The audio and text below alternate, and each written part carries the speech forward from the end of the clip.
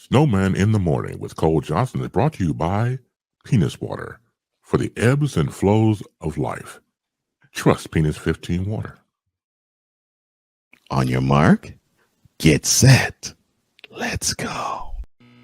I can't do it. We'll do it live. Do it live! I'll write it and we'll do it live! Mister, will you please wake up? Montana looking, throwing in the end zone. Caught it! Dwight! Merrill over the head of Jenks. Uribe charges, throws, out! And the White Sox have won the World Series. And that'll do it. It's over. The Golden State Warriors return to a familiar place. They're on top of the NBA world. We're down to 2, now to 1. Here's Jordan. Yes! It's all over for Chicago. This is Snowman in the Morning. Hey, this promises to be fun. Oh, yeah! Fun, you say, Macho Man? Well, welcome to the newest installment of Snowman in the Morning with Cole Johnson. I am one half of that duo, Cole Johnson. And already starting. We haven't even gotten underway. And yes, it is already there.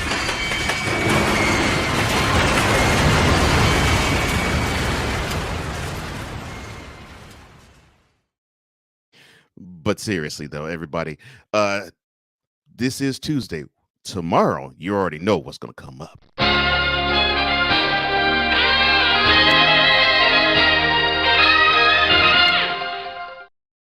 But as for tomorrow, today, at the bottom of this hour, we'll have Drew Willingham joining us.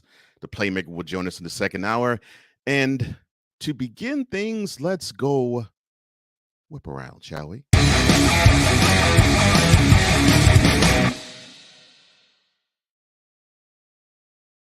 Oh my gosh, that football game put me to sleep. I think it put a lot of people, even in Cleveland, to sleep, although the score was 32-13 in the Browns' favor.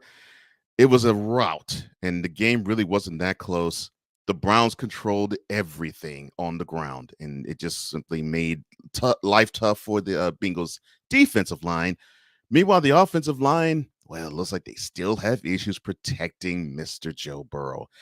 It looks like the Bengals they dropped to 4-4. It looks like they are a team that misses Jamar Chase, and it's unfortunate because he's going to be out for at least this month, maybe a little bit of December. And if that's the case, that might be too big a blow for them to deal with. But they still have fight in them. Hopefully, they will continue and bounce back from this. Really, their most porous effort in the 2022 campaign.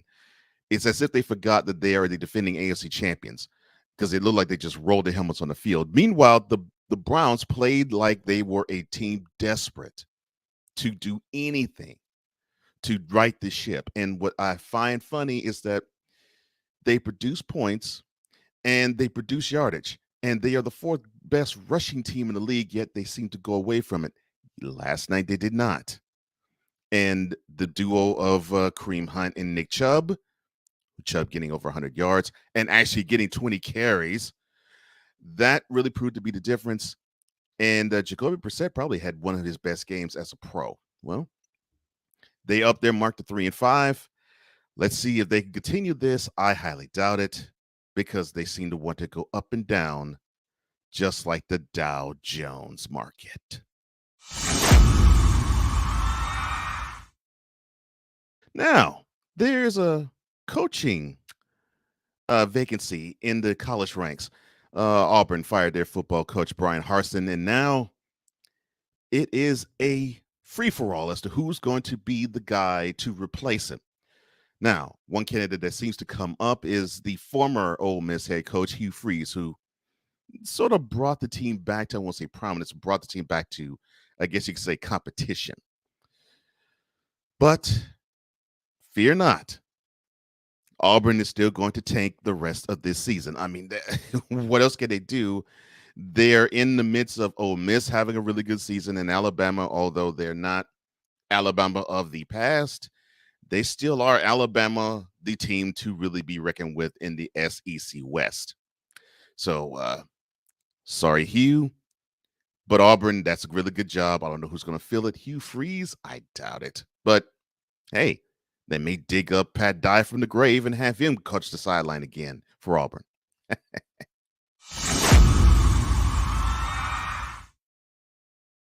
So, are we going to finally put to bed the Trastros comments and the Astros scandal talk? No. Why? Simply because it is fodder for every single journalist to write. And why is it? It's because the hatred of the Astros is so hard and so fervent. And no, this is not me as an Astros fan talking, saying this as an uh, unbiased bystander in this scenario. They say it because, well, Astros fan may need to concern themselves with the Phillies fan, I should say, getting a little testy. Bitch, are you for real? They in Philly. You're talking about a team, you're talking about a fan base that booed the Easter Bunny and Santa Claus and cheered Michael Irvin when he broke his neck. You mean to tell me that you should have this warning placed to Astros fan? Please. And besides, the trope gets ridiculous and tired.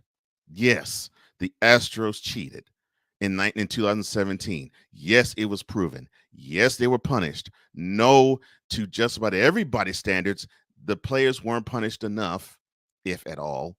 And but they forget that it's the organization that received the punishment. One guy got the pink slip. No, two guys got the pink slip, and the organization got fined. What else could they do? Invoke the death penalty on the Astros? But I think that would be what most casual MLB fan would want. They'd basically want to SMU the Houston Astros before they can proceed and do anything else. Newsflash: these are professionals. It's unfortunate that they caught cheating, but so did the Yankees with watches, and so did the Red Sox with watches in the same era. But do we hear talk about banning either one of them or Xing off any of them? No. Game 3 tonight, first pitch is supposed to start at 8:03 Eastern. That is considering if the heavens don't open up like they did last night.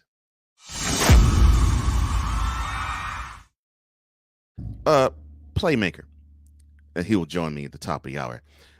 Sir, you said that the Clippers would be competing, and one of the reasons why would be Kawhi Leonard. Well, riddle me this. Why is Kawhi remaining out, not being placed out, remaining out with stiffness in that right knee? Why? And he is due to miss 6 more games. And the reason why I had to laugh at the Clippers being a contender was because Kawhi Leonard is now the Clippers version of Anthony Davis. I mean, he can't stay healthy to save his life for real. Damn! Here is the skinny. So, the Clippers are supposed to go to Houston and San Antonio. Kawhi will not join them. And head coach of the Clippers, Ty Lue, is basically saying that he understands that he sat out his 4th straight game last night, and he will sit out 6 more. He also said the following along with it. Quote,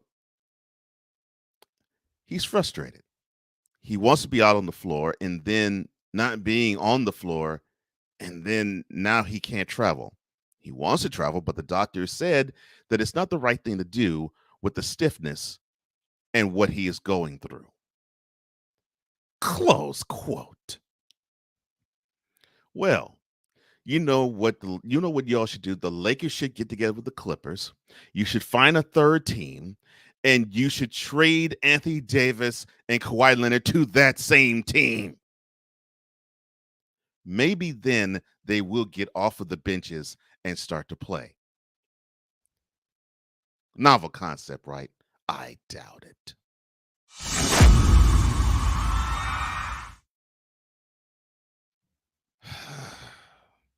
Major League Baseball Commissioner Rob Manfred.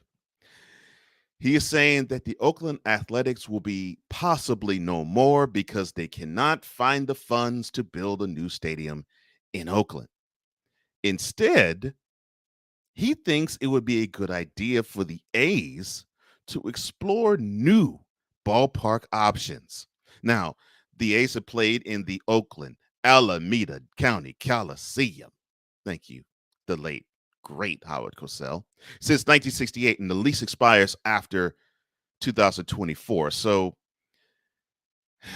they talked about new ballpark plans to be in the nearby suburb of Fremont and San Jose. And they announced this about 4 years ago, but it, of course, went down the tubes. Commissioner Manfred had this to say yesterday about Oakland's tenuous time possibly left in Oakland and maybe their future being elsewhere. Sorry about that. Quote, "The pace in Oakland has not been rapid, number one.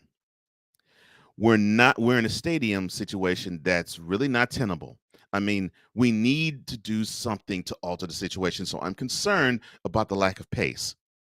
Given the fact they have not made a deal in Oakland, and I've been talking to this since the day I started, it's about 8 years ago, I think it's prudent that they are exploring another alternative because something needs to happen in Oakland."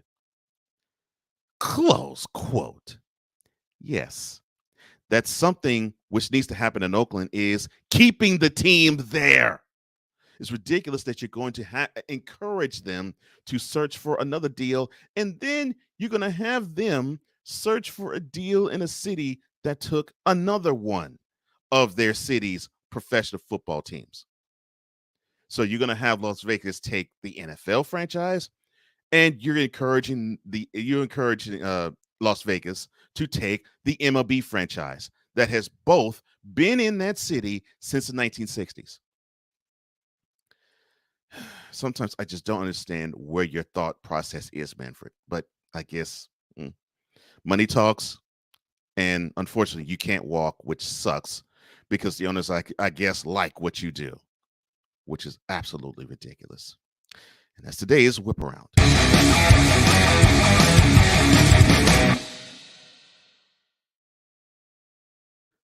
A break, a slight prison in a moment, and then Drew Willingham will join me at the bottom of the hour. This is Snowman in the Morning with Cole Johnson. We will be back right after this. This is Snowman in the Morning.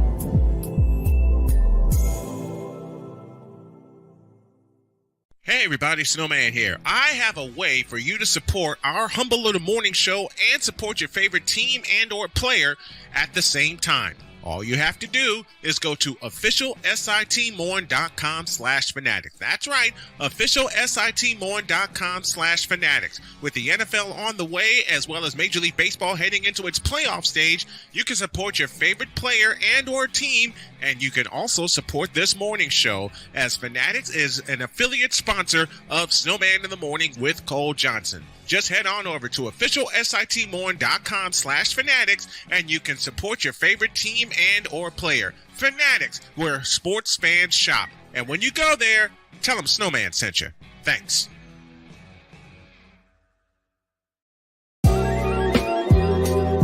I want to show that attainability. I want to show the accessibility of this kind of lifestyle. From social media to having conversations with friends and family, you always have to put on face and say face. What brings a smile to my face is the one person that totally believes in me, and that's my beautiful wife, Jody. I just had to stop because I didn't value myself. I didn't love myself. And it's like, I have to learn to love myself. Changing the world one conversation at a time. This is Revelations.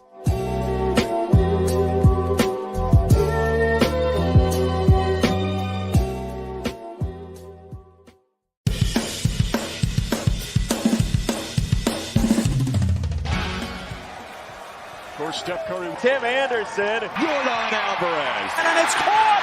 Deebo Samuel with the catch. Michael Jordan can sense. The Fro just got the king. BS3 Network. The hottest of hot takes. The coldest of cold, hard facts. This is Snowman in the Morning with Cole Johnson. Weekdays at 8 a.m. Eastern. Check your local listings for your viewing and listening pleasure. Discouragement, sorrow, distance. Your arguments cause damage to your family. The hurt leads to divorce. You feel like there is nowhere else to turn. But there is hope for you. That's where we come into play. There is an overcomer that lives inside of you. One ready to take on the world as you leap for joy, living in victory. You'll grow to love yourself and others.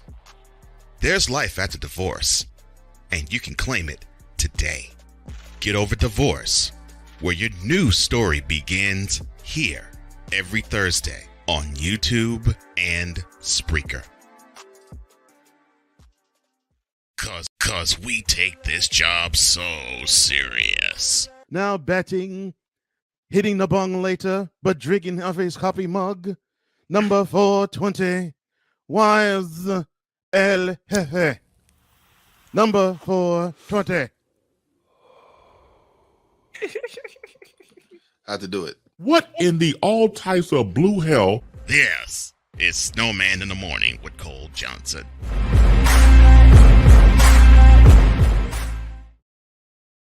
It's Tuesday edition of Snowman in the Morning with Cole Johnson, and I am joined by my partner, Brian Snow, a.k.a. the Snowman. How's everything? What the hell happened in Cleveland last night? Well, I put it this way. The Bengals rolled their helmet on the field, and the Browns decided to play football for the first time this season. Good thing I was asleep. Here's the funny thing. So the Browns offensively can do what they've done, and they've done this all season long, yet they've had issues in actually playing to type. Similar to the Cowboys. They run the ball effectively well, right? So they decide most times to not do that. And when they do, last night is what results.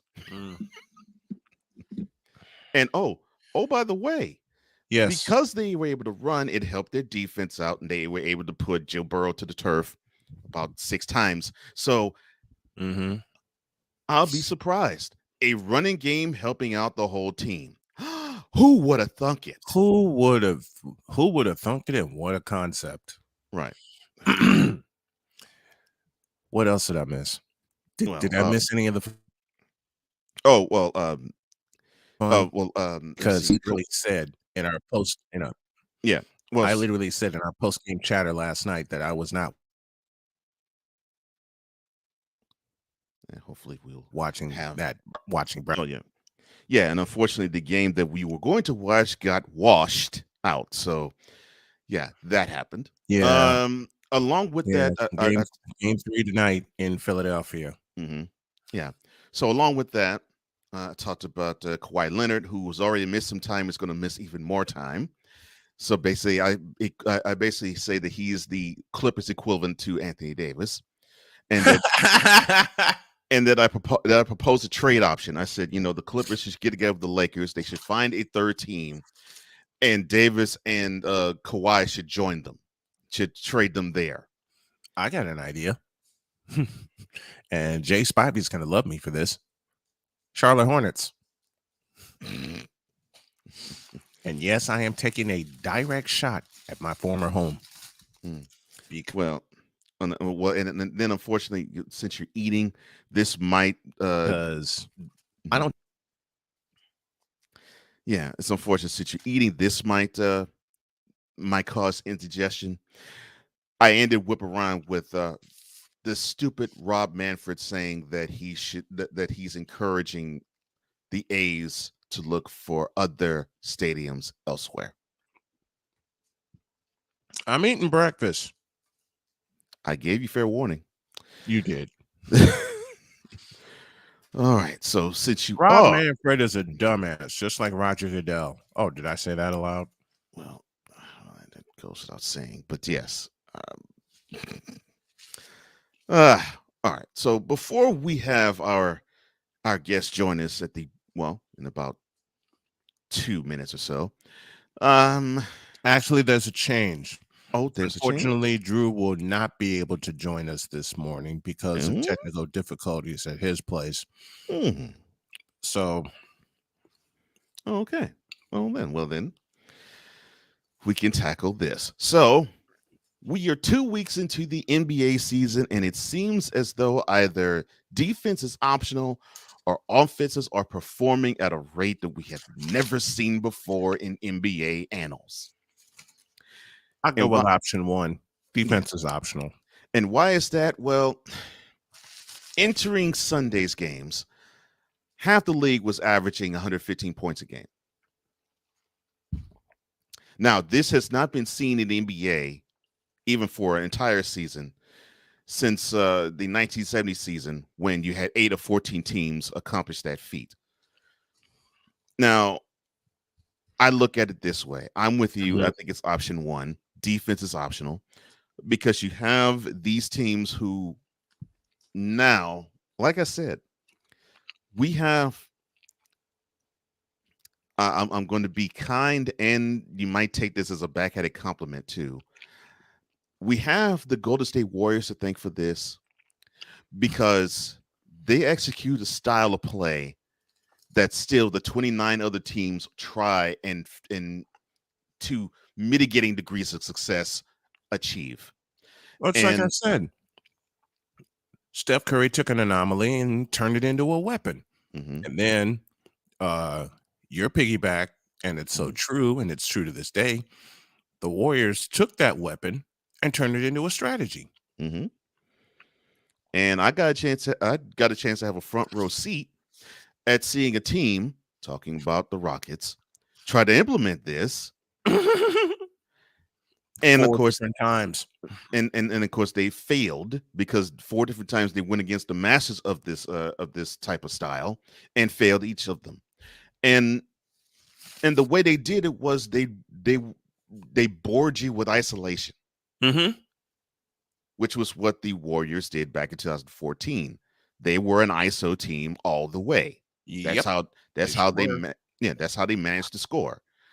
But what they found was the ISO on one end is fine when the shots fall. When the shots don't fall, it gives fast break opportunities to the opposite team, and it causes you to be defensively, how can I say this, compromised.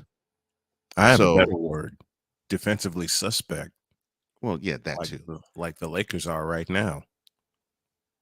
Oh, that's funny because people are actually saying that team is actually good defensively, but I digress. So say that again. Yeah, people are actually saying that the Lakers defense, largely because of Darvin Ham's thought process of having Westbrook come off the bench, is actually pretty good. And who is on that team? Oh, who's on the team?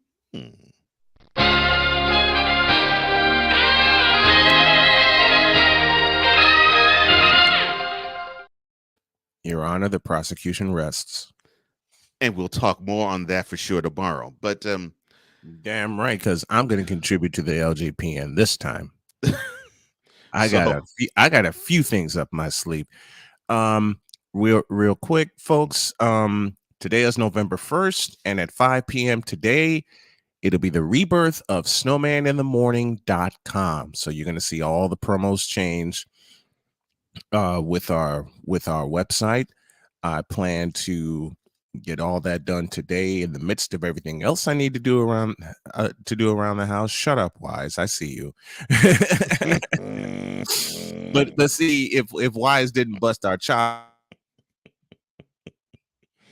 about that, then that we are. But yeah, snowmaninthemorning.com goes live 5 p.m.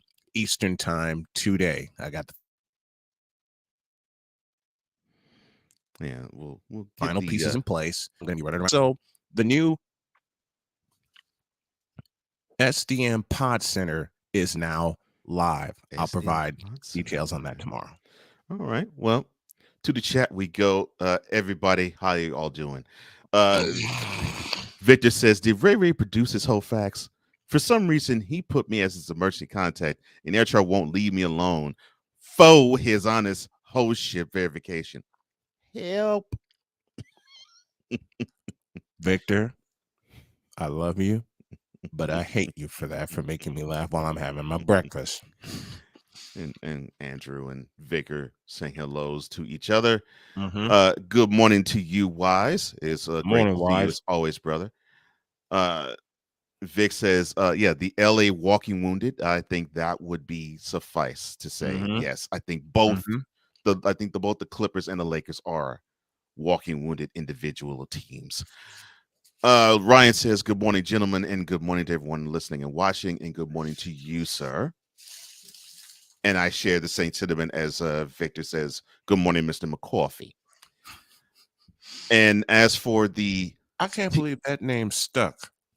Oh, you can't believe it stuck. And you're talking to this chat that anything that they find humorous does. But listen, I was half asleep when I came up with that pseudonym for Ryan. I was half asleep in the middle of a segment, and I was so excited to see the chat booming, and I see Ryan pop up, and the next thing I know, out my mouth comes Ryan McCoffey. Mm-hmm. You had coffee on your brain too. Yeah. Mm-hmm. Yeah, I can understand that.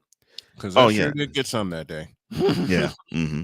And yes, and as for the team, as for having the teams averaging over 115 points a game, and two options I put forth, Victor says, oh yes, option one. And Andrew agrees with this too. He says definitely option one.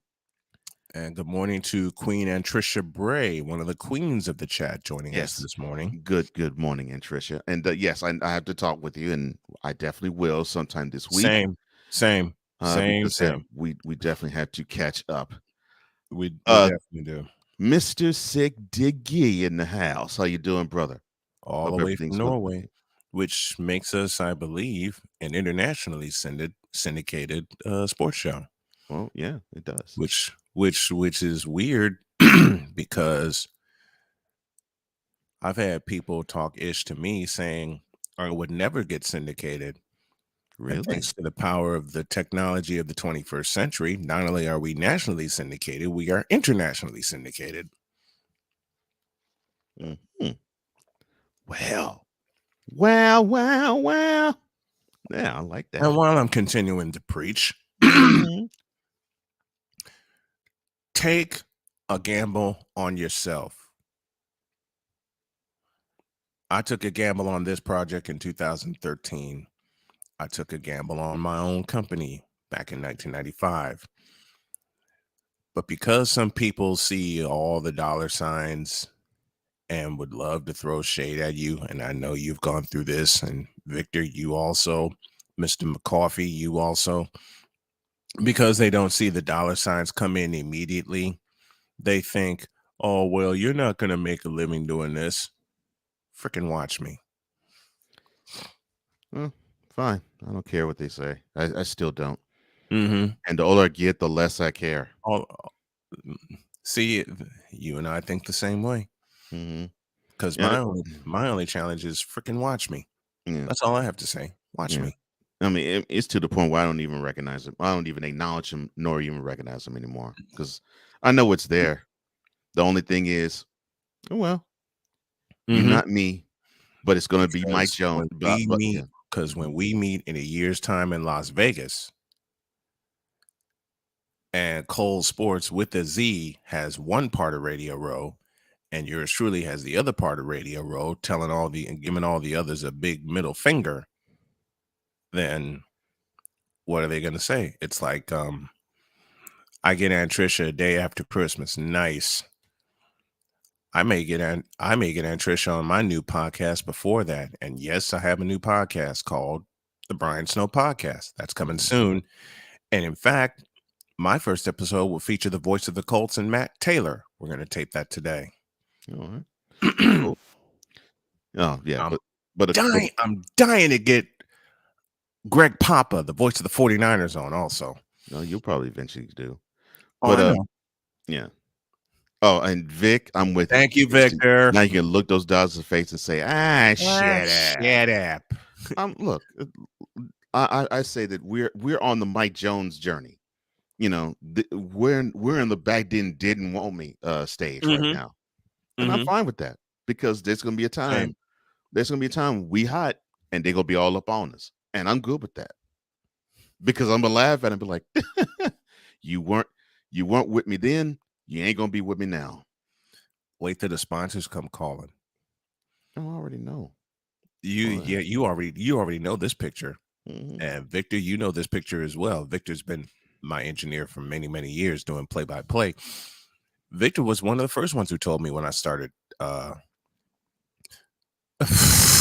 and Trisha, as the queen speaks, because she don't give her time to nobodies.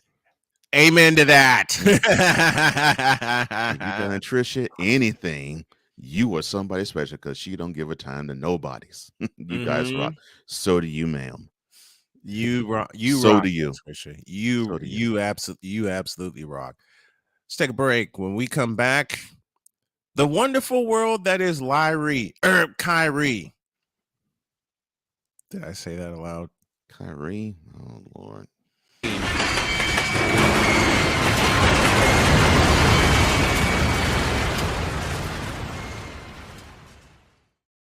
We're not off the rails yet. That happens Friday. Actually, take that back. That actually happens tomorrow. And wise, we're gonna keep it that way. And I also add this warning: I'm going to attempt to be nice. Who told this lie? Shut up. Back after this. Back info. This is Snowman in the Morning.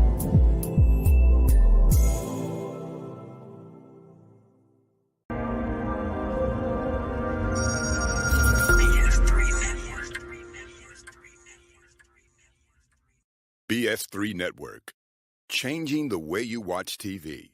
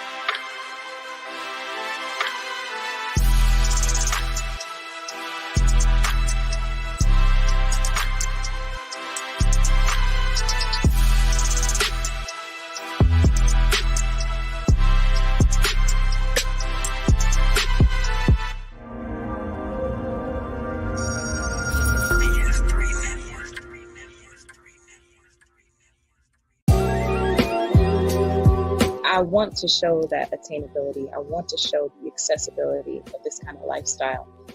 From social media to having conversations with friends and family, you always have to put on face and say face.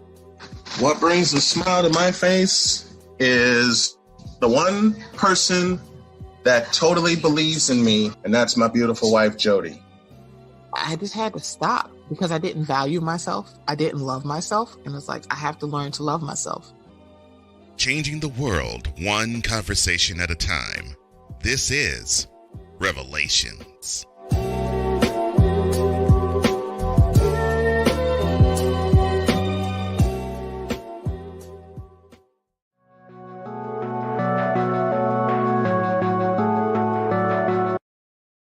I want to do a TED Talk, but I don't have anything to talk about yet. I'm getting there. Life is for the living. We're not here that long. You can learn anything you want to learn without any money spent. What do I really enjoy? What do I really want out of life?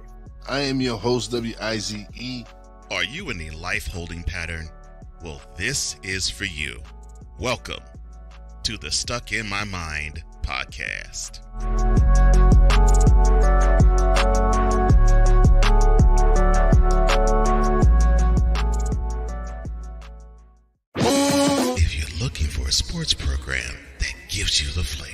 Washington Commanders?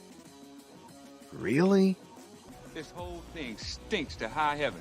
That pulls no punches. Thuggish act by a thuggish actor.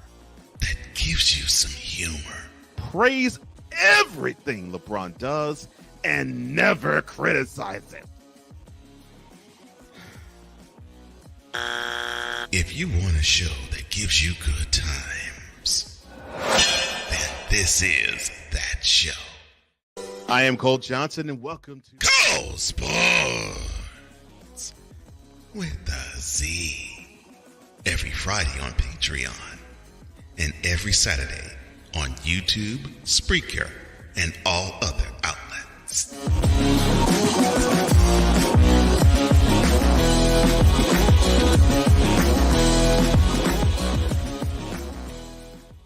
Cause we take this job so serious. What in the all types of blue hell? Yes, it's Snowman in the Morning with Cole Johnson. You better believe it is Snowman in the Morning with Cole Johnson. That's Cole Johnson on my left. I am he called the Snowman. And I have something awesome for y'all to support. And it goes like this: with the launching of the SDM Sports Radio Network becoming official today, even though we have a couple play-by-play broadcasts in, we're going to do more, especially locally here in Jennings County, because I have Jennings County basketball on the works. How can you all support from afar? You can do this. Go to patreon.com/SDM Sports Radio Network. Not only will it keep us afloat, it'll keep us producing some great content, including this here show, Snowman in the Morning, which is a part of the network, and also the brand new SDM Pod Center, which I'll talk more about in the second half of the show. But for as low as $5 a month, you can help the show, you can help the network, because it gonna blow up. In the words of one of my daughters, it gonna blow up. That's just how much confidence everyone has in what I'm doing. To the chat we go. I'm listening. I love that. I love that. Good morning. Good morning to you. And Sick Diggy gave us a great suggestion. Happy November. There needs to be more attention regarding men's health, especially in sports. I'm gonna take that initiative, using the highlights of my journey of my fight against cancer and my recovery therein, because by the spring we're gonna be hitting the road and we're gonna be doing a lot of vlogs for it. So that will get started in a weekly blog next week. And like I said, I will use myself as a highlight, just so men can get. How does my dad put it? And Pops, I love you for this phrase. Just so we can help men get some order about themselves. That's a good phrase. Yeah, and I do talk mental health on my Revelations platform a lot. You do. I'll have to have that bleeding in the Cole Sports platform too. And I'm going to assist you in that, because I do battle mental health. I've had a couple of things happen in my life that really sent me down the wrong spiral. And after meeting my beautiful wife, Jody, there's still some issues I tackled today from my past, and she's going to get through them. So all that's going to get highlighted on every show that we do and every show that I do personally. Yeah. Andrew, I share that sentiment. I'm not the biggest fan of Halloween either. Unfortunately, I married a woman who is, and so I went to sleep. So she loves the little kitties dressed up in costume. Man, the last costume I wore, I was Superman. That's the last time I celebrated, and the last costume I wore. When I studied on what Halloween really is, I decided not to celebrate it at all. Hey, we celebrated the best way we knew possible. Oh yeah, we went to bed. 6 says, next Halloween I might dress up like Danny Glover and tell folks to go spit. But in the words of Shy McBride, I'm getting too old for this. Vic says he loves Halloween. Yeah, that's cool. And I don't hate on those who do. Listen, I know Victor's next costume is going to be that of Jonathan Taves. for those of you that are hockey aficionados, you know who Jonathan Taves is. That's current Chicago Blackhawk captain who has a Conn Smythe trophy in his trophy case. Screw Kyrie. We're 7 minutes away from playmaker, and I'm gonna have to step up. You know what? The hell with it. I'm going to set this up, and this time I'm going to be one pushing the button because I want Cole to send an email.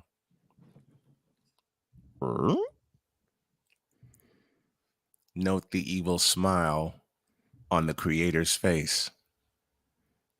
Okay, to whom or where? The Brooklyn mess. Oh, okay. In particular, Kyrie, because the Brooklyn mess, the LA Fakers, and the LA Crippers all are finding out one thing the hard way. You can't handle the truth.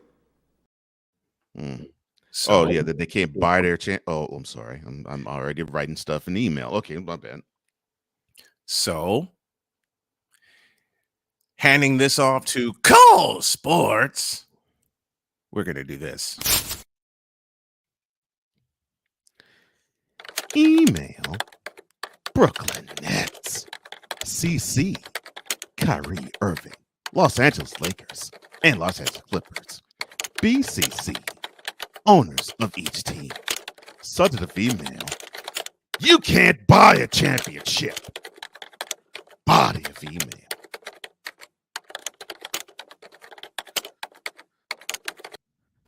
Now, Cook. I'll be right back. All right. Let's see. The Clippers seem to have issues with Kawhi Leonard. And I will talk about those issues with our guest coming up in the next segment. The Lakers seem to have issues with chemistry altogether. And oh, by the way, the Nets seem to have the same type of chemistry issues.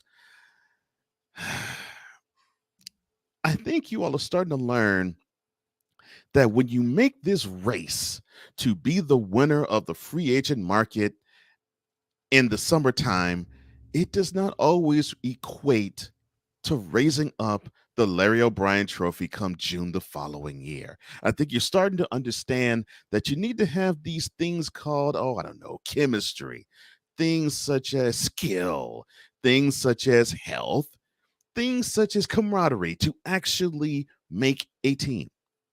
That you just simply can't grab a hold of people who are wonderful talents and you can have them come together, be like super friends, and you Justice League your way to a championship.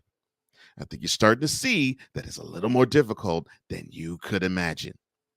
I mean, didn't we just get finished celebrating last month's Netflix film, documentary film, The Redeem Team, where the theme of it was we learned in 2004 that you just simply can't pluck talent from one team and pluck talent from another team and pluck talent from another team, have them come together, and all of a sudden a championship comes. Did we learn that lesson? Because they said that they tried that in 2004 too, and it failed. 2004, it failed. And then they tried it in 2006 with actually trying to build the team up, and they were on their way there, but they failed there too. And it took the piece of Kobe Bryant to make it all make sense. I bring up the Redeem Team for this reason. It took 4 years of building for that team to bring a gold medal home. You all think it takes one to bring a Larry O'Brien trophy home. And you all are learning very fast that you all do not have the goods because you all are too old. You all do not have enough depth. And you might have talents that are not the big names, but because of the egos of the big names, the talents of the others get swallowed up whole. You know, like you all are black holes to their talent. You know, it's mind-boggling to me. I mean, we're now getting to the point where the Lakers are celebrating their first win of the season, and yes, you can say the first win under the Darvin Ham era Lakers, like they have won either a playoff bid, a playoff series, or the conference championship. I think you're starting to understand that when we do say these things due to one number 6 of the Lakers, when he tweeted this back in August of last year, that we could talk about his squad and the personnel ages, the way they played, he stays injured, past the time to league. I'll even add an addendum, the way you all shoot. You actually said, please keep the same narrative energy when it begins. Well, the energy is on and it's popping. You all Lakers are slow. You're old. You can't shoot. You don't have any chemistry, and you want to have the one guy to be the stalwart figure.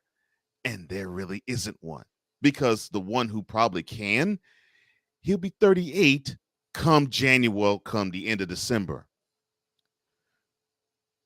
Meanwhile, you have the Nets, who you have a guy in Kevin Durant who can ball his butt off. You have Kyrie Irving who can ball his butt off too, and I will talk about you, sir, in a minute. But you have this third guy that was supposed to bring you all over the top. But the man has more fouls than points. And I'm talking about Benjamin Simmons. Oh, and who the heck is on the team with him? You don't have one that really is of note. And then there's the Clippers. I thought Paul George was supposed to help the Clippers become a team that is, they may win a playoff series, they might luck up and win 2, to being a team that actually can compete for a championship. What happened? Because we rarely ever hear the name mentioned. We hear Ty Lue's name mentioned more than we hear Paul George's name mentioned. And then the star that's supposed to bring the team a championship simply cannot get that knee healthy. The problem with his knee that has been in existence since before he was a Raptor still is in effect this very day. And so this exciting team that has John Wall on it too, that's supposed to be a champion, just like your crosstown, no, sorry, I can't say crosstown, just like your in arena rival, you all can't get out your way. You all absolutely suck in chemistry and in shooting and in the fact that you have the skill set to make it, but you don't have the chemistry to do so. And speaking of chemistry, it's time for me to talk to the chemistry vacuum himself. One Mr. Woke People's Champion. One Mr. How can I put this succinctly? Uncle AWOL. One Mr. Kyrie Irving. You know, I could give a crap about what you talked about in terms of the link to the film Hebrews, the Negroes Wake Up Black America. I could give a crap about that. I could give 2 craps about the fact that you actually are trying to do the straight and narrow because you want to get paid next year. What I do give a crap about is the fact that you are one of the 3 biggest pieces, although one is in hiding, in plain sight. And is supposed to produce a championship, and you come out the starting gate just like the Clippers, and the Lakers are slow. And and you're supposed to be the guy that's supposed to carry them to the promised land. What happened? He doesn't care. I look at you, sir, and I could say, you know what? Bravo, you're doing a wonderful job and not trying to be a rubber rouser. You're doing a good job and not trying to be a troublemaker. And Halt. Trying not to be a troublemaker. I said trying. I didn't say he succeeded. And very true. And look, I had to give you credit. You're averaging 30 points a game. You're pulling out 5 boards. You're giving out 5 dimes. You actually are being the most diverse in your game that you've been in your entire career. I got to give you credit. But I already know how this book ends each season. Every book you have read, every book you've written, I mean, and when I mean my book, I mean each season. It involves you voluntarily bouncing from your team for some inexplicable reason. Last year, it was vaccine. The year before, it was the U.S. Capitol riots. What's it going to be this year? You stand on principle that you are a what do you call it? A black Israelite, and you're gonna fall to criticism that you saw on the court with people courtside with people wearing "Don't do anti-Semitism" on their shirts. And you're going to say, I'm sorry, let me do this correctly. You're going to say something to the effect of, quote, I'm so traumatized. I am so mentally weak. I have to step away from the court. Close quote. Now, I know before this email, we actually said that we would talk about these issues. Mm-hmm. And I'm not making light of if that were to be true. I'm making light of the fact of the subject matter because he will find ways to not play. And I can see the yellow brick road being laid for him to simply be on the sidelines or even not be on the sidelines, just be at home chilling. I could see it. And why do I see it? Because the team sucks.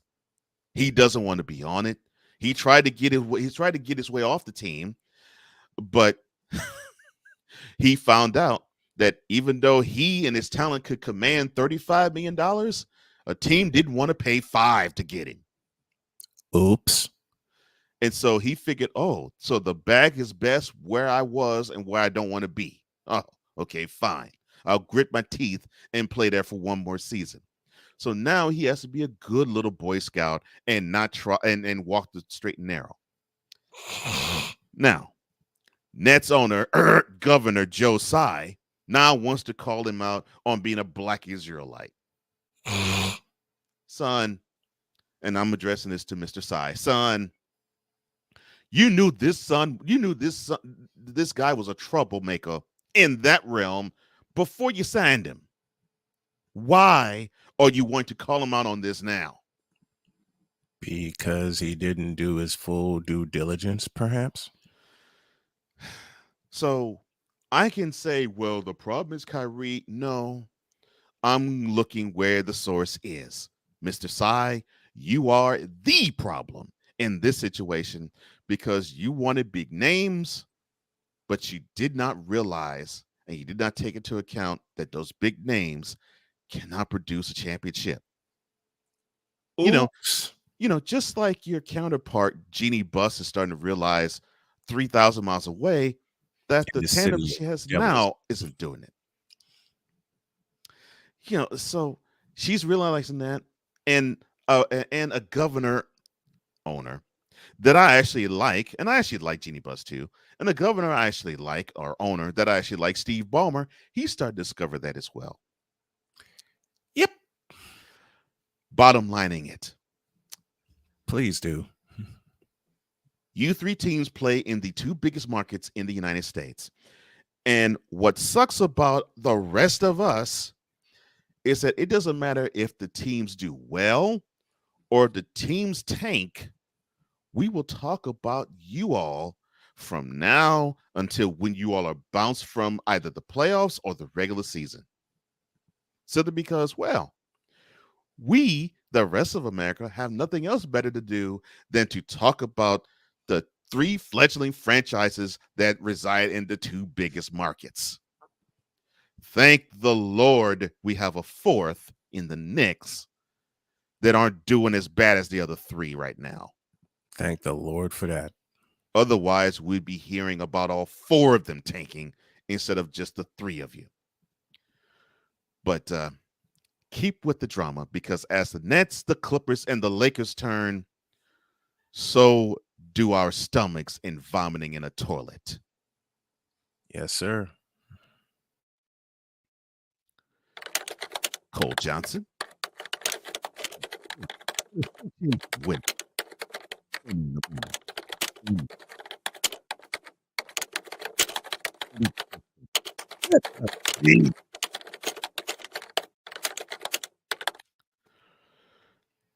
Bravo, sir. That felt good. Bravo. That felt good. And before we bring on our guest, hour number 2 starts right now. On your mark, get set. Let's go. 'Cause we take this job so serious. All of it between 2 people and 4 nostrils. All of it was gone. LeBron James is pure, unadulterated trash as a basketball player and has been for 20 years.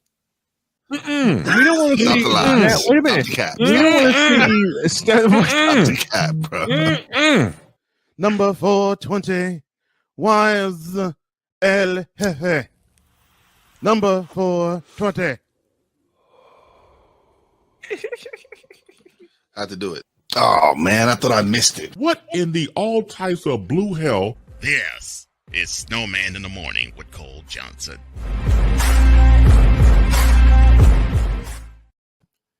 Hour and as number we 2 turned into hour 2,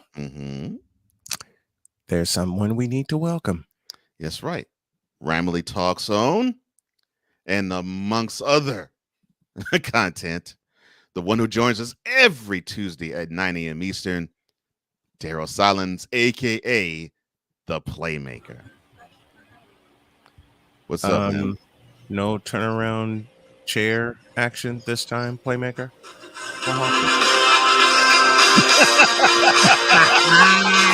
We suck. We suck. We suck. Wow, already. We suck. He's like this. We suck. Wow. We suck. We suck. We suck.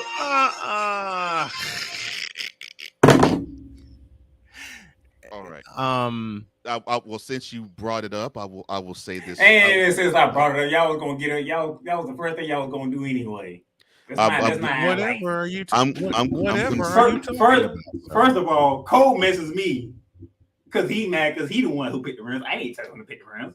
He made that choice his damn self. You doggone right I am. Yes, sir. Who told you to pick the Rams? Since I not collected, you, but doggone it. Yes, you don't right. I'm upset with since you. I collected Cole's receipt, Mr. Playmaker, can I have your receipt, please?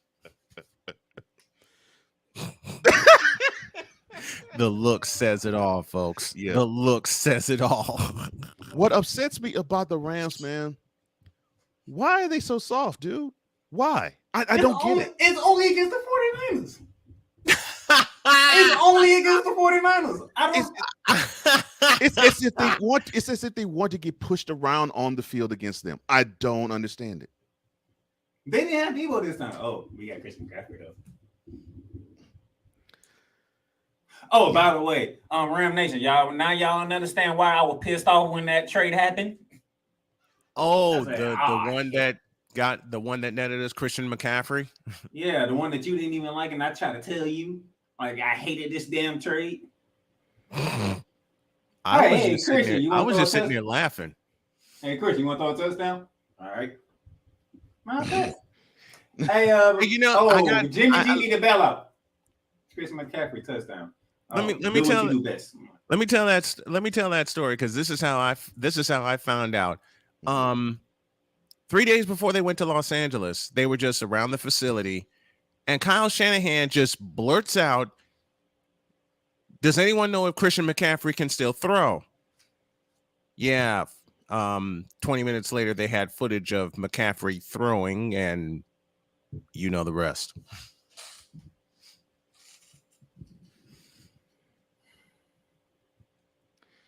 See, you all have issues. And I'm not talking about 49ers issues.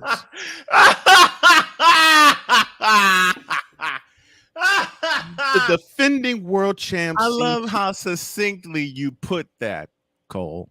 I love how succinctly you put that. The defending world champs should not be able to be pushed around of both lines of scrimmages that easily. Hold on. I think I hit Stone Cold Steve Austin. Let's see. 2 games in 2019. What? 2 games in 2020. What? 2 games in 2021. What? And 2 games this year. What? That's what, 8 we're talking about? Yeah, 8 games. All the same exact way? Except for the one, except for the second one last year that went to overtime. Yeah, except for the overtime game. No, I'm counting down to, because you know why? We actually had the damn lead again. We actually had the lead at halftime. Yeah, Truth. Had halftime. Truth. Yeah. And guess what happened in the second half? Yeah, last 2 regular season games in SoFi, the Rams had the lead, 17-3 last year and 14-10 this year. Mr. Playmaker, I just have a simple 2-word question. What happened? You know the answer to that question.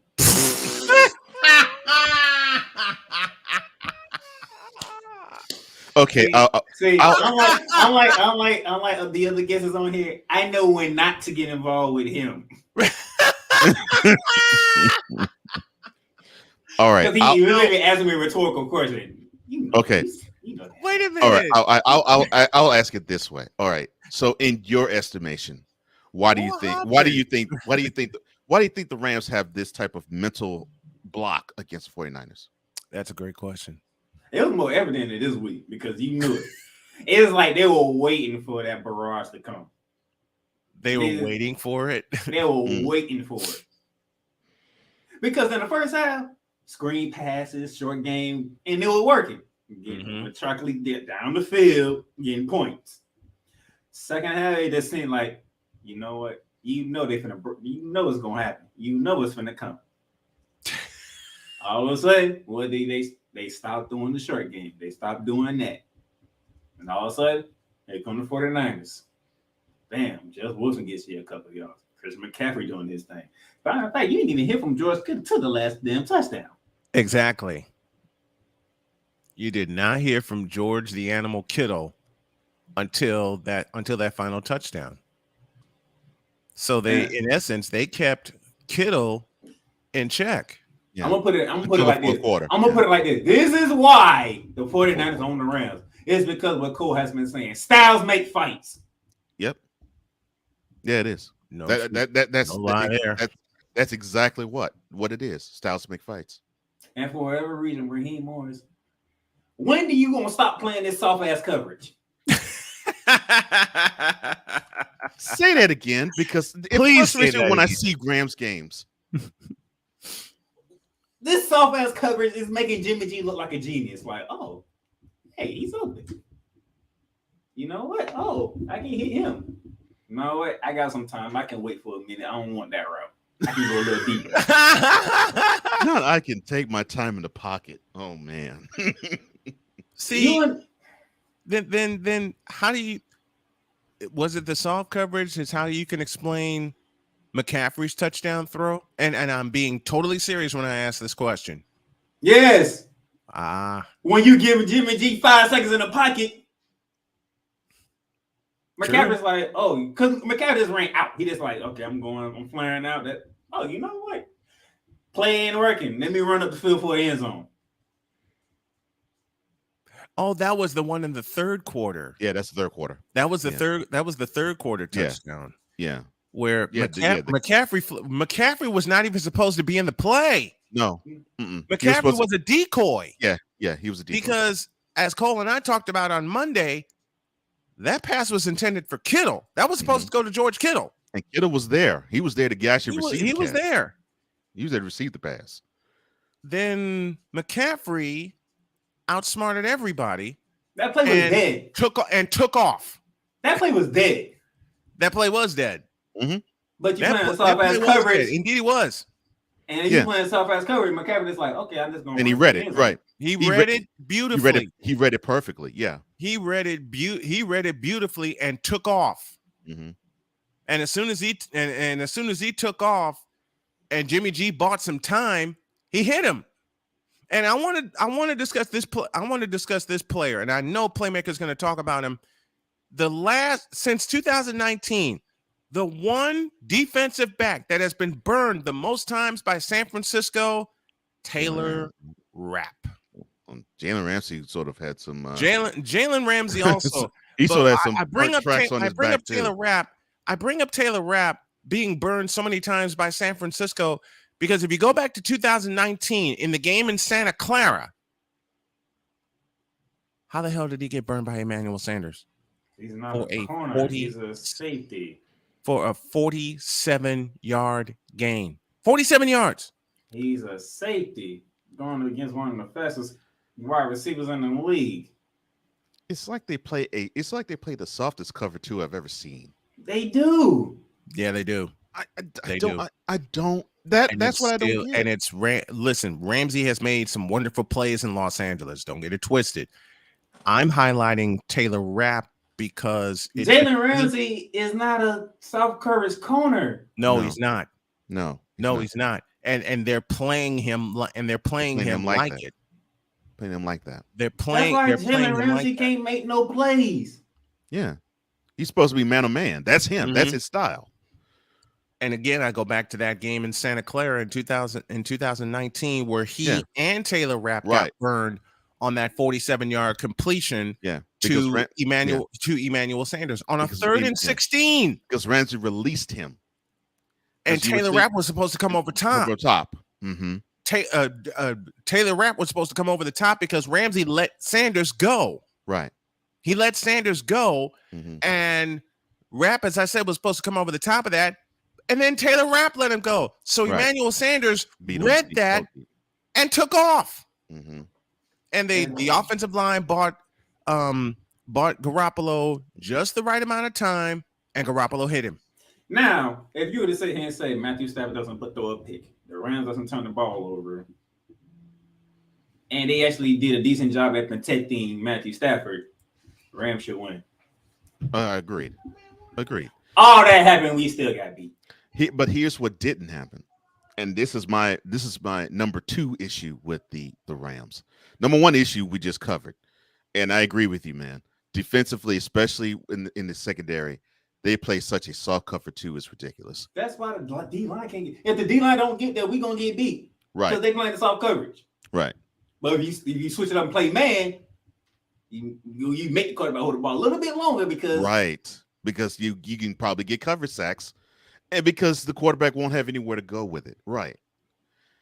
My other issue is they seem to be allergic running the football. And with a quarterback, the veteran of Stafford, I would think you would need all the protection that you can afford him. I figured, you don't necessarily have to gain 4 yards a carry, but at least give the threat that you're going to run. Because you might break 1 or 2 eventually. They don't even do that.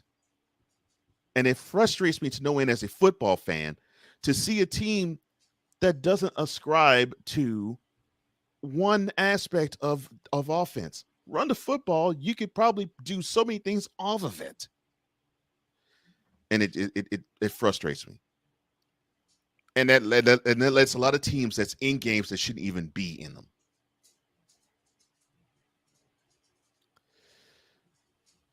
Your thoughts, sir? I might have an answer to that. But I'm going to save it for Ram to talk. But I might have an answer to that. It might have something to do with that 2017 team.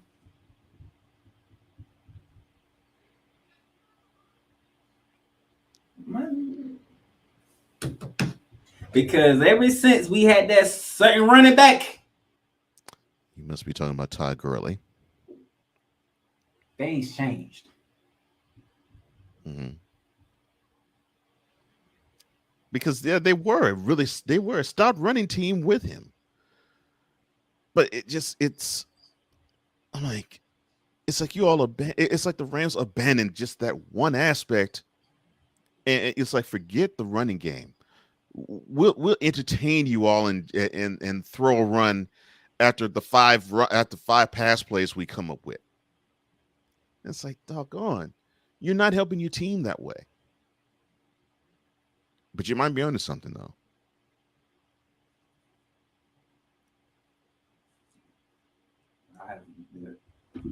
Man. Ram talk gonna be very interesting. No, I'm sure. Because I'm gonna pose a question to my Rams cooks on social media. Mm-hmm. I'm gonna see how they respond. I'm gonna give them my response on Rams talk. Mm-hmm. Yeah.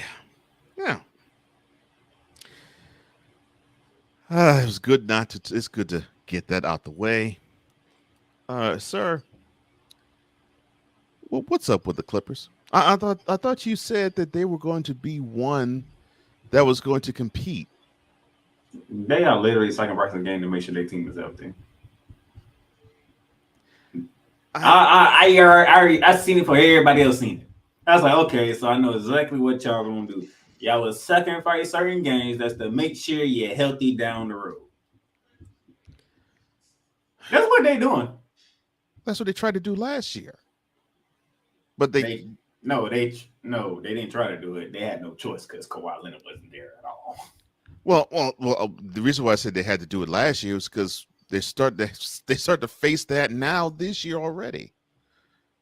I'm like, okay, so you already held out Kawhi for now, and you're gonna hold him out at least publicly until midway through a couple of games too.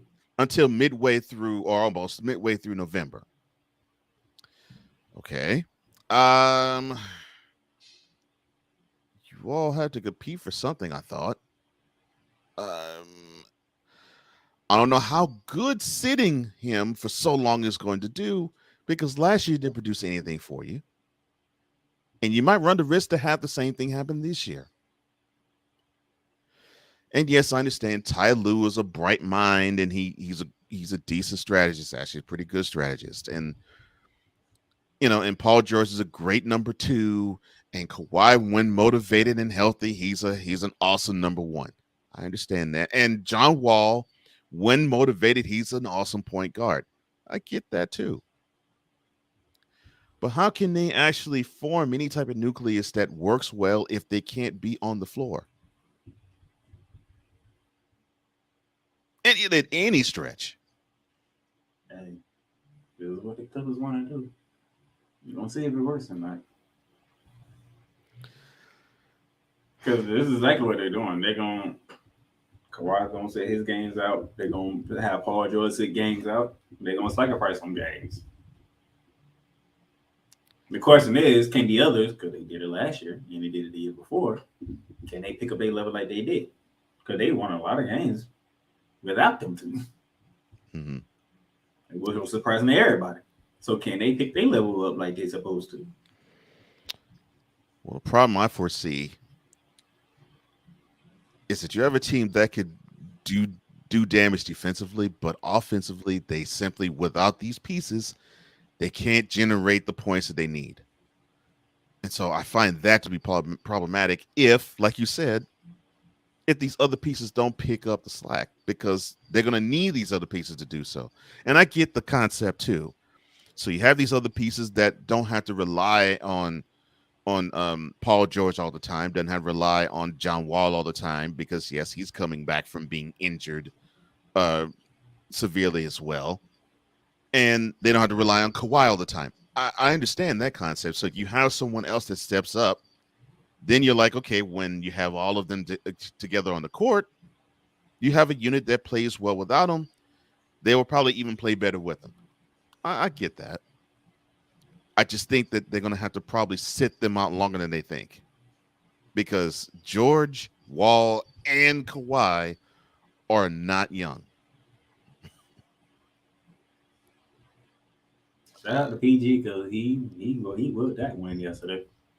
Oh no, yeah, and he'll pull out some dubs, and no question about that. He will pull out some dubs this year. It's just I don't My know. question is all this. the time. Yeah. My question is this. I think we do have 3 teams that are at least 5-2 in the West that nobody's talking about for whatever reason. And then you have a team that I told people because of that trade it was gonna be better.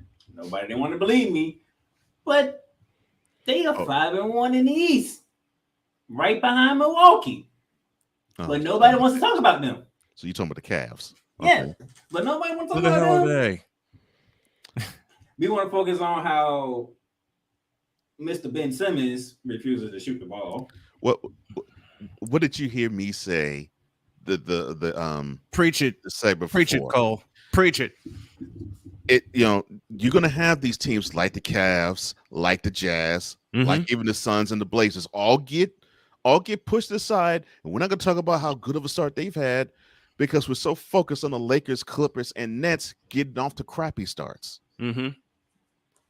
And it's I mean, to lead sportscasts, it's about how bad they are, and then how good these teams you just mentioned are. Exactly. One in particular being the Portland Trail Blazers, and I'll have Travis Demers on with me. I'm thinking we're gonna tape today, and it will air during the show tomorrow, or it may be one day. It may be one day after that, but load management is the brainchild of say it, Cole. Say it. They can. Cool McCain. How was Philly, brother? I hope it was great, man. Look, Cool shout out McCain to you all being 7-0. Cool McCain was singing. He was singing "Fly Eagles Fly," and I loved it. I hope the link was great, and I hope your fellow Eagles fans treated you wonderfully, bro. I know they did. I'm just saying, I told you to look out for the Cavs. You did. But everybody's like, nah, they gave up too much. Yes, it's working out for the Jazz, but they gave up too much. They right behind the Bucks. Now, for those who know Cool McCain, he's also a Nuggets fan when it comes to the NBA. He says the Nuggets should be embarrassed they let the Fakers beat them.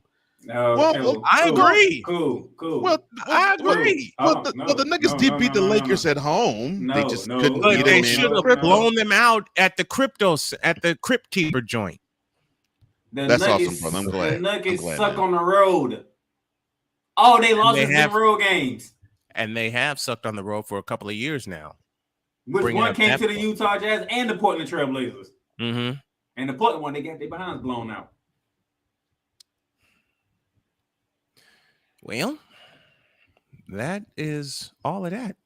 And then some. I'm just saying. Oh, man. Like, it's true. He's right. He's right. Oh, Lordy. Just because it's the media. No, when I cover basketball, I cover what needs to be covered, not what wants to be covered. Same. Oh, yeah. Same. Well, that's what we do. Playmaker. Yeah. That's what we do. That's what Cole does. That's what I do. That's what you do. That's what Cool McCain does. That's what Victor does. Real sports journalists cover what needs to be covered. That's what should be done. Here's another thing. Why are we not talking about the only lone undefeated team in the NBA? Milwaukee. Yeah, Milwaukee. Well, I said why are we not mentioning them at all? Well, I said up top Milwaukee was going to be a problem. In fact, the two teams I mentioned at the top of the Eastern and they will be. And I do that before the two teams I mentioned at the top of the Eastern Conference that were going to be a problem. And Cole, you know this when we did our NBA preview, the Boston Celtics and the Milwaukee Bucks. And they're my Eastern Conference Finals. The East. Mm-hmm. My Eastern Conference Finals right there. Mine also. They'd be mine as well. Mine also. Here's the thing. I had someone ask me, "Don't you trust Miami to get back?" No, they are worn out. No, Miami is worn. Miami is spent. I'm sorry, they shot their load. Let's put it that way. Yes, they shot their load. Their best shot was last year. They couldn't get it done against, and they didn't take advantage of it. They didn't take advantage. They couldn't do it against a team that's younger, that's hungrier, and that's that. And look, tip the cap to them. They fight hard, but they just don't have it anymore. They don't have the strength and they don't have the endurance. And something, playmaker, that you mentioned, Miami played 8 straight days in the bubble, right? And by the time the Fakers got to them, it was all over but the shouting. Yeah. And meanwhile, the Lakers had days of rests in between each of their the games they played Yep. in five each games round. 5 games against Portland, 5 against The Rockets. the Rockets, and then 5 against Denver. Yeah, so they had days of 15 rest in games between as opposed to, I believe it was 19 Mhm. for Miami. Yeah, so they had days of rest It was 19 in games? between each series. Exactly.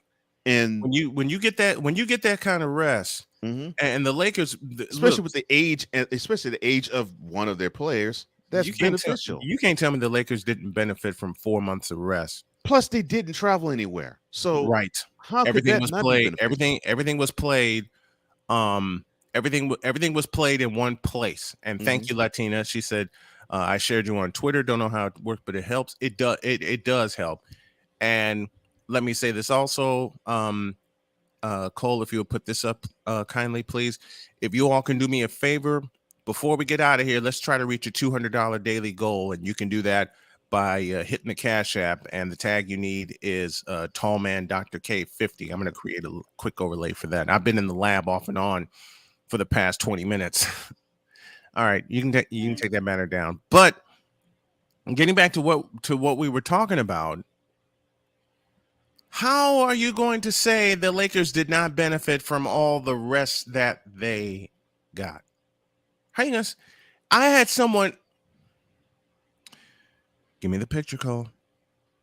Oh Lord, no. So I had a conversation with a bronsexual, and this is the only time I will mention this during this Tuesday program. And this bronsexual fixed his mouth to say, quote, the Lakers' hardest road was in 2020. Close quote. Actually, I said that wrong, and I have my notes in front of me. Open it again. Quote. LeBron's hardest championship was 2020.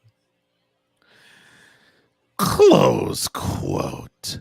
Wonder Bread Choir.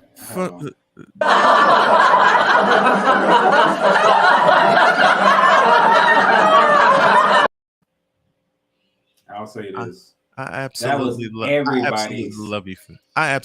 you for that, Cole. That was everybody's hardest championship because everybody was under the same circumstances. But see, why do they? It's the situation. You in a bubble. You can't be around family. You can't sleep in your own bed. Everything that you normally do is out of rhythm. Yeah. Like everybody's under that same umbrella. That's why the Clippers melted down mentally in the bubble. Well, Paul George in particular, yeah. Pandemic P. How's that? Pandemic P. But far as LeBron James, his hardest championship to me was 2016. 16. It was 2016. 16. Well, you know how you know how these people think. I will not. I'll save it to the. Save it to tomorrow. Save it to tomorrow. Damn. Trust me, you have a full 2 hours tomorrow to get it off your chest. A full 2 hours. And I got plenty. I'm pretty sure. And I got especially. Oh, I got some stuff too. I will tease by saying this. In the midst of watching A, college football with my honey, and B, the World Damn Series. Who do you think was trying to find me on social media? You know what? I'm glad you brought up college football. Man, you know what? Let me do this playmaker style.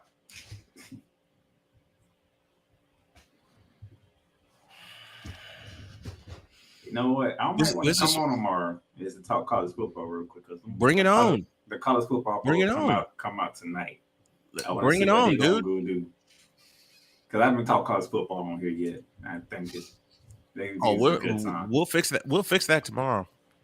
Hot TV. But you know who didn't fall in the bubble? Yo Kang. Oh Lord. Wonder Bread Tabernacle Choir, please? Oh, sure.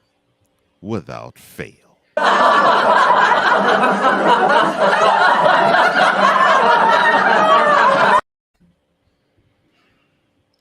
And what's the question I often ask? I think there's a clip in there that'll answer that. Let me see.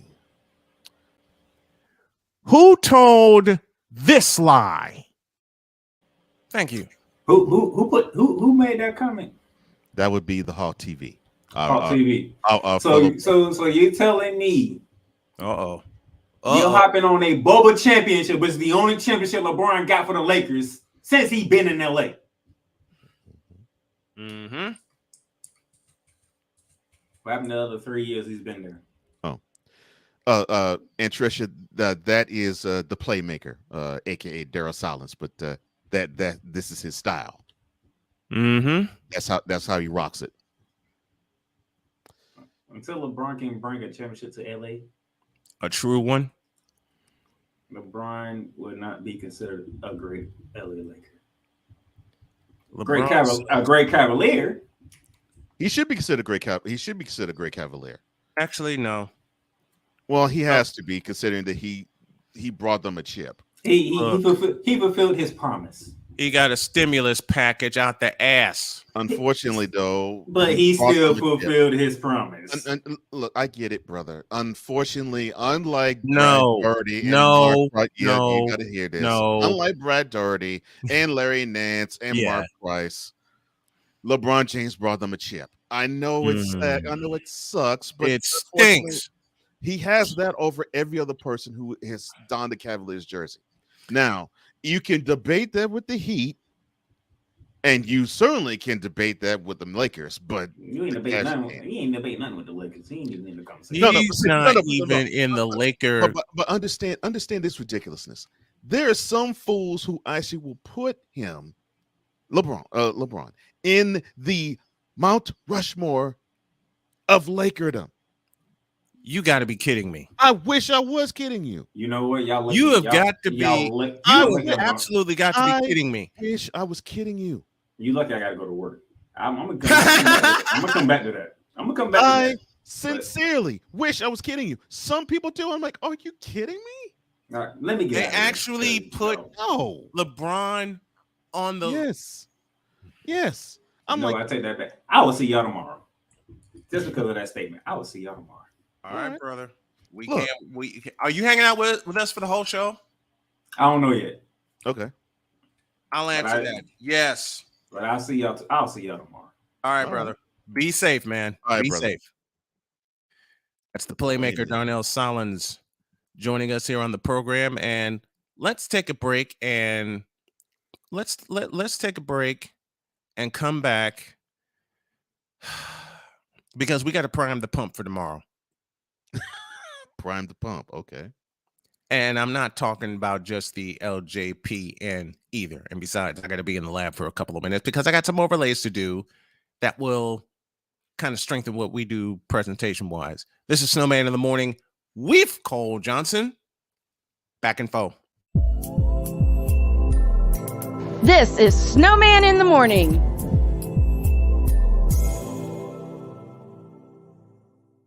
Discouragement, sorrow, distance. Your arguments cause damage to your family. The hurt leads to divorce. You feel like there is nowhere else to turn. But there is hope for you. That's where we come into play. There is an overcomer that lives inside of you. One ready to take on the world as you leap for joy, living in victory. You'll grow to love yourself and others. There's life after divorce, and you can claim it today. Get Over Divorce, where your new story begins here every Thursday on YouTube and Spreaker. Have you had a chance to visit the Snowman in the Morning shop yet? You haven't? Then what are you waiting for? Go to officialsitmorn.com. Check out the shop when you type in the word shop, and you'll see things like, a coffee mug that's available, a sweatshirt, a t-shirt, and a whole lot more. And while you're buying items from the Snowman in the Morning shop, you can support the Snow Strong Carolina mission. We got a lot to do in a short time to get there. Go to officialsitmorn.com/shop. Check out all of the gear and wear the same gear that the crew wears. And when you're doing that, tell them Snowman sent you.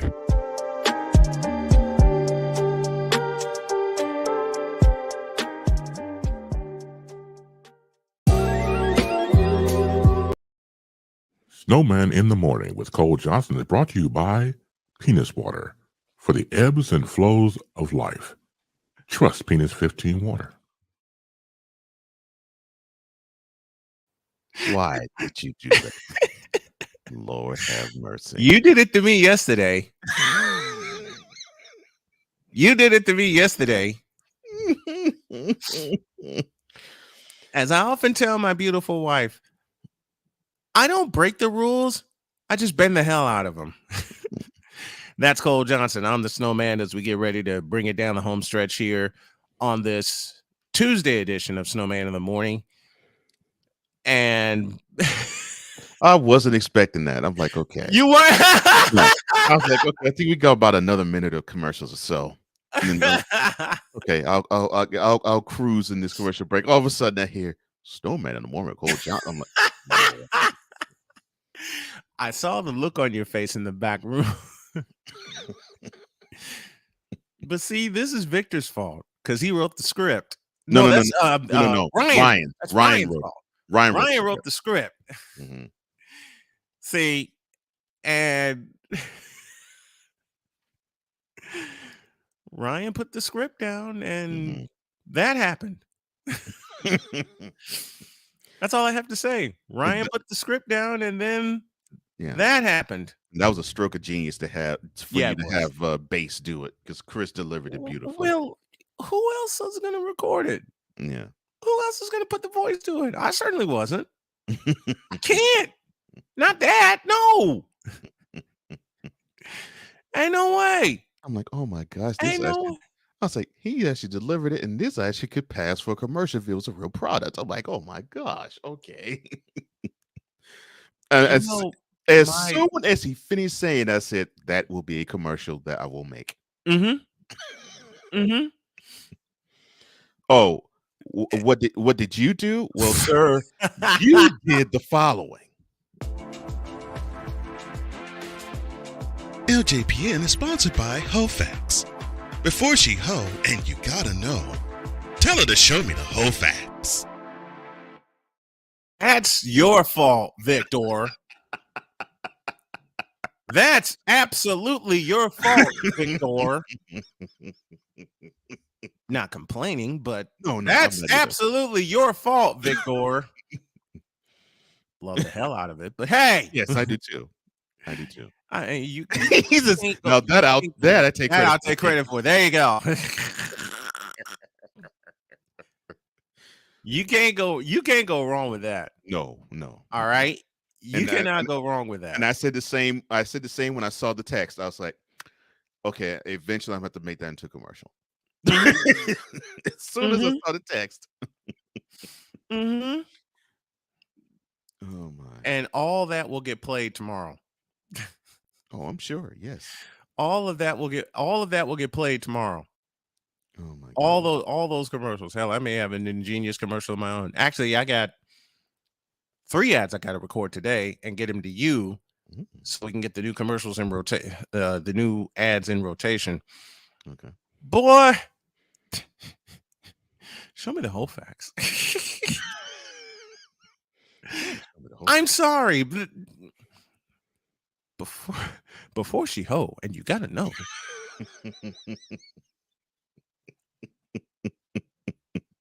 Victor, you idiot. That was brilliant. It was. That was absolute brilliance. And the chat comes up with some brilliant ones. Yes. Yes, they do. Yes, they do. They Yes, they do. They come up with some brilliant ones. Ryan McCarthy, Victor Locke. And then we get Chris Bass on Fridays. Mm-hmm. Oh my gosh. Chris Bass is ever popular. Gotta hope. Which made Cole walk out the room. And you know how you often say that you heard Wise distinctly, besides me laughing and Chris Bass going off, going, you heard Wise distinctly say, stop the lies, stop the cap. Stop the lies, the cap. Stop the cap. In the midst of my laughter, I heard you distinctly slam the door and still laugh. That's either one hell of a microphone or what Chris Bass dropped made you laugh that hysterically. I'm choosing option C, both. Yeah, I was about to say it's a combination of both because this is a pretty good mic. I'm choosing option C, both. This is a pretty good mic, but I laughed hard because that was the closed door. We heard you slam the door. I didn't think about asking you that until that following Monday. Because it kept playing in my head, and I kept playing the bit, and it's like, wait a minute.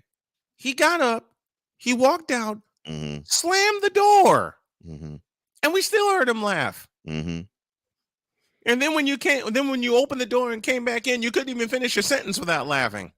Oh Lord, no, sick. Oh no. Tomorrow's edition of the Bronze Section Confessions is sponsored by Penis 15 Water. Limited edition LeBron James yellow and purple.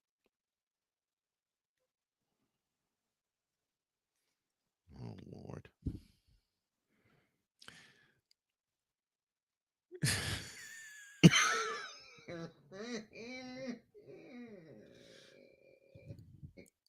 Note the operative words.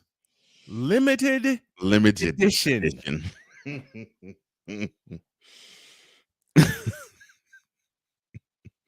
Limited edition, y'all. Oh my gosh. I believe Chris Bass said it best. What in the all types of blue hell? Oh, Lord have you can't go wrong with that, man. No, you can't. No, you can't. Or as I heard in a cartoon, you can't get more natural than that, man. Oh Lord. Ryan, PS15 Water, now proudly served at all Club Shay Shay locations nationwide. Lord.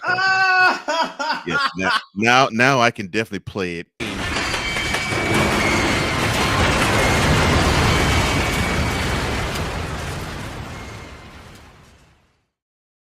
And it makes sense. Oh Lord. Goodness gracious. I hate you, Ryan, for that, but I hate you, Ryan, for that, but damn it, brilliant. Freaking brilliant. Oh Lord. Oh no. And here's cool. Oh no. And Confessions of a Bronze Sexualist. Oh, I'm sorry. And Confessions of a Bronze Sexualist sponsored by Club Shay Shay, where questions are answered. How do you put it in your Oh, good. How do you put it in your intro? There is no end in sight. Nope. None. Victor says, new drink being made at Club Shay Shay. Nectar from the joystick. It's a difference between PS15 water and joy juice. This hasn't gone off the rails. This has become absolutely sick while going off the rails.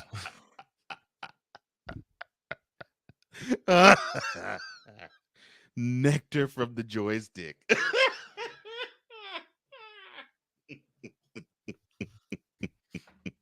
Ladies and gentlemen, the LJPN is brought to you by Nectar from the Joystick. Whenever you visit Club Shay Shay, remember to ask for Nectar from the Joystick. A mix between Penis 15 water and joy juice. Lord have mercy. You know, we could easily turn that into 30 or 60 seconds if that was an actual product. That's the messed up part. Yes! Confessions of a Bronze Sexual, sponsored by Club Shay Shay, where all questions are answered. See, why is both of our brains turning at 100 miles an hour with some of these comments that we're seeing? That's the messed up part. I'm like, oh my Both God. of our brains are turning at 100 miles an hour. These are right all now. ideas. I just don't know which one to roll with first. That's the messed up part. Well, there's 3. Oh, God. Ryan says, hey, Victor, it comes in a shot glass. Always misses and leaves you demanding your money back. Especially, Pow! especially in the LA clubs. You know the old Batman they shot in the 60s, the live action Batman? Yeah. Yeah, my next 3 letters are pow with all the exclamation points. 6 says, I can see a poster of Cinnamon and Delicious serving that drink. I have a twisted question in my mind. What's that? What's a twisted question? Which one's cinnamon and which one's delicious? Oh, good Lord. Victor says, welcome to Club Shay Shay. I'm sorry. Welcome to Club Shay Shay, where all your dreams come true. We don't fully understand your dreams, and frankly, you scare us. But hey, we don't judge. See, how come we're going to fill 4 minutes with this frivolity? I actually see it. Yeah. Cool says, nectar is to be served at room temperature or higher.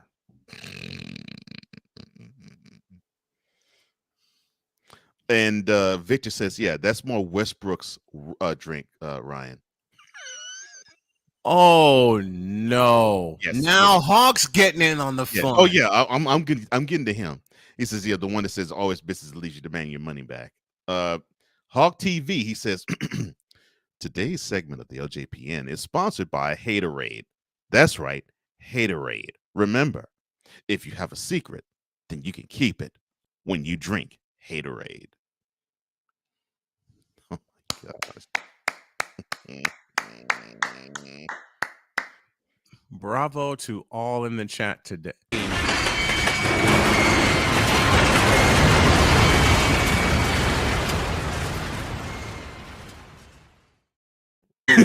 We have a double play now. Welcome to Club Shay Shay, where all of your dreams come true. We don't fully understand your dreams, and frankly, you scare us, but hey, we don't judge.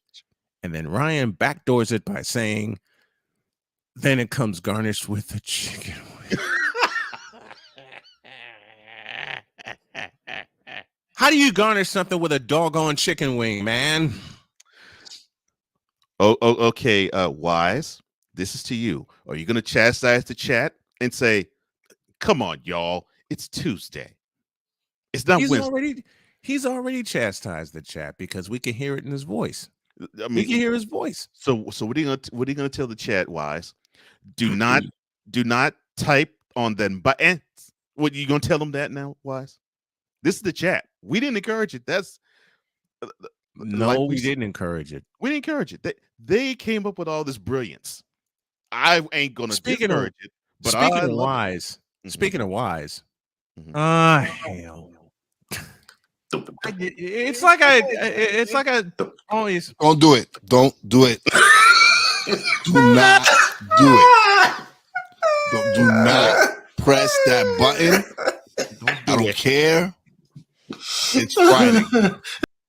You heard all types of Brooklyn come out in his voice after that.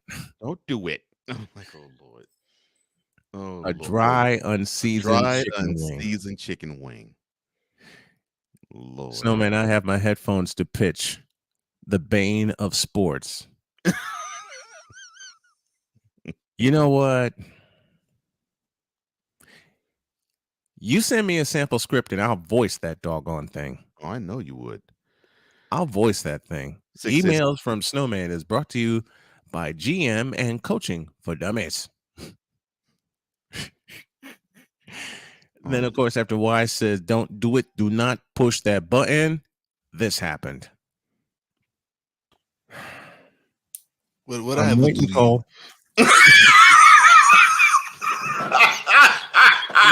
What I have to do to you? What that came straight off of sexual confessions. I only played the intro. I didn't do anything. I didn't do anything else. I just played the intro. He timed it perfectly. He sure did. He sure did. That's why I was laughing like I did. I was like, oh, he timed that beautifully. And he was off camera. He was off camera. What did I would do to you? Sick quoting Bugs Bunny. I'm going to hate myself in the morning, but I'll probably hate myself in the morning. Just as Bugs is about to put a hook into Elmer's clothing while Elmer was fishing. Oh, well, I know why it's already. I know why it's already locked up. Cool. I'm doing this. I'm doing this so when he watches this back. He will. Yeah, and he will. That I'm doing it for that reason. Survivor picks. I wanted to pitch on. Send me the pitch. Come on, brother. Let's do it. Come on, brother. Matter of fact, Hawk, we got a few minutes. Put your pitch in the chat. Let's see what we got. Come on, brother. Come on. Yeah. Because we got what? 9 weeks worth of picks left? 10? 9. 9. Weeks. This frivolity is brought to you. Oh, no. I'm sorry. 10. I forget. We got 10 weeks. I forgot. Yo, Hawk, 18 weeks. We got 10 weeks worth of picks left. Send them, brother. Yeah. Send me your pitch. I'll put a price to it. And then Cole and I will put voices and pictures to it. This frivolity, oh Lord, sick. I hate this frivolity is brought to you by Brownie the Elf. The Keebler Elves are on strike, and so were the Browns until last night. So that leads me to think they're going to go back on strike. Correct. That leads me to think that the Browns, who have been so inconsistent since they returned to play in 1999, they're going to be just as inconsistent as before.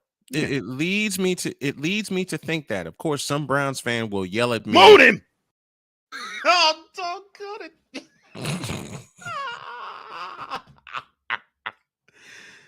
It's now time for me to return the favor. Did I beat you to it? I hate you for that. What? Because I was certainly going to plan to do it. I was like, man, yeah. Yeah, the Browns, they came back, they played like they were energized, and they actually gave a crap. But yeah, they're gonna go back to one to play so they can have the brass tell to the head coach of the Browns. You're fired. And Browns fans will tell us, mold him. Goodbye. Sure was gonna do that. I was like, yeah. And Browns fans was gonna mold him. Was gonna do that. That's what Faker fans are saying to us. Oh yeah, we actually speak the truth about their team and about their Kang. Yo, Kang sucks. Mold him. Hold up. You climbed on my plane. You do it again. Plane. Yo, Kang sucks. Mold him. Damn it. Do it one more time. Oh, Yo, Kang is old.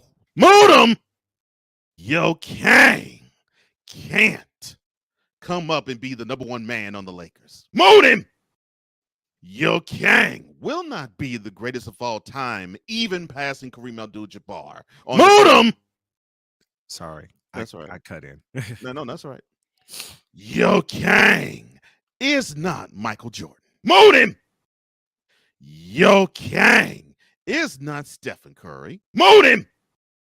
Yo, Kang is not the greatest basketball player of all time. Mold him. Yo, Kang is not the greatest basketball player of today's time.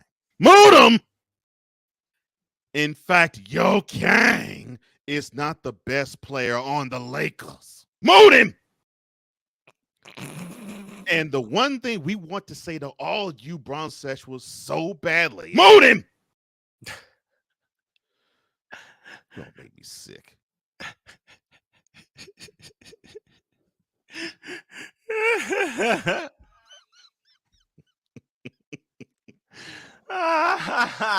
Oh no. Oh yes, cool. I'm addressing that tomorrow. Yes, I saw that. I will piggyback on that. I am addressing this tomorrow. Yes. That's our front. I got the title for when I put the audio podcast up. The final segment will be titled "Off the Rails." Yeah, that's what Andrew said. Off the rails, and I love it.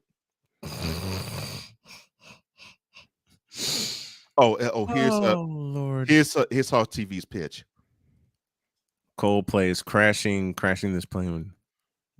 No survivors. That's when Bane dialogues with the Snowman in the Morning crew with an evil banter. Okay. That can actually work. Now, I'm going to prime the pump for tomorrow. Okay. And I'm going to go off the rails, and I expect you to push the right button by saying...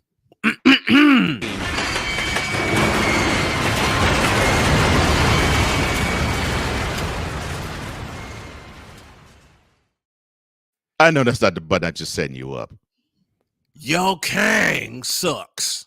Oh, yes, definitely. Hold on. Moon him! Yo Kang cannot play basketball. Moon him! Yo Kang cannot play forward. Moon him! Yo Kang is a horrible point guard. Moon him! Yo Kang is a horrible leader. Moon him! Yo Kang cannot shoot the basketball. Moon him! Yo Kang would get worked in the post by Kevin McHale and Larry Bird. You fired! Yo Kang is not even better than Thomas Dwayne Chambers. Moon him! And no way in hell is Yo Kang in the same league, stratosphere, or area as the real king, Michael Jeffrey Jordan. Moon him! I can't believe we now have another what? Wow. It's your fault. We now have another what? Lord. And we're gonna wear that sumbitch out. You do realize this, don't you? Oh my gosh. You do realize that. Moon him. It's your fault for saying it, and it's my fault for cutting it. Oh my gosh. Because as soon as I cut it and send it to you, I knew we had a winner. Oh my gosh. I just couldn't believe when I was seeing into the chat. I was like, oh my gosh. Yep. Mood him actually does something. Mood him actually does something. I'm like, wow, okay. And the first two to repeat it, besides myself, were Andrew and A Pizzle. Andrew and A Pizzle. And almost trying to beat each other to say it first. Yep. Within a second of each other. I'm like, oh Lord. So it's caught on. And then right after that, I was like, okay, so you realize you've created a monster. Yeah, I didn't realize how big of a monster I created. Oh, and think of Bill Bixby turning into Lou Ferrigno.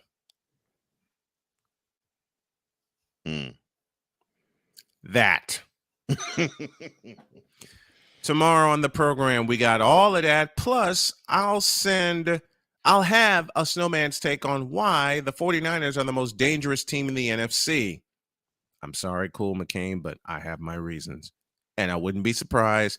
And I'll also back that up with a double take of why I wouldn't be surprised if it's the Eagles and Frisco in the NFC Championship. Because they're the two most complete teams in the NFL right now. Well, then looks like the two teams is playing at least the best and most cohesive in the NFC right now. No question. Because I don't trust the Rams. I certainly don't trust the Cardinals. And then there's the scepter of Geno Smith. I don't trust Geno. It's not the Seahawks I don't trust. It's Geno. It's Geno I don't. Yeah. It's Geno Smith. Why the hell would you trust him? Yeah, because they actually have the running back in Kenneth Walker III. Mm-hmm. That guy, if they feed him the rock, I like the Seahawks' chances. And their defense is starting to come around. But Geno is the one I don't trust. Although, yes, I understand the first 8 games of the year, he actually has been really good. I totally understand that. I still don't trust him. Yeah. And plus, they have to play the Arizona Cardinals this week. Oh, that should be You know what? I hope that game ends in a 6-6 tie. Oh, like they did one year? In Phoenix. The Sunday night till at that. In Phoenix. Mm-hmm.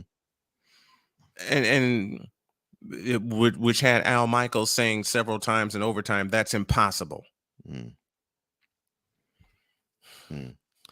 Hawk TV says, Snowman, if it's hit with you guys, I'll take payment in the form of gaining experience on the show. Well, let's see what we can do. I seriously think this would be a hit, especially for the show. Man, thank you for even wanting to do this. Thank you. Straight up, brother. Thank you for even wanting to do it. And I agree with Cool when he says the Bane voice is amazing. Yeah, I love his voice too. You know who would be the perfect voice for doing Bane? Bass. Bass. I was going to say bass. All right, let's scat. Have a great day. God bless. Remember to make your next move your best move. And always remember, if your dreams don't scare you, then you will get this for a response. You're fired. All right, I'm sorry. I hate you for that. But I love you at the same time because it's perfect. Then your dreams are simply not big enough. And Cool says that he'll be dropping a video after Thursday night about the only undefeated team in the NFL. Hey, Mr. McCain, y'all may see us in January. There's a lot that needs to happen. I know that. I know there's a lot that needs to happen. But right now, like you said, the Eagles and 49ers are the two most cohesive teams in the NFC. I don't trust the Cardinals. I don't trust the Seahawks. I certainly don't trust the Rams. I damn sure don't trust the Vikings. Oh, don't. And don't get me. And I damn sure don't trust the Cowboys. Just put the Vikings on national TV, and that'll take care of them. And then there's two divisions that they just cancel each other out. NFC Divisional Playoffs 2019, anyone? We'll leave it there. We're out of here. See you tomorrow. Peace.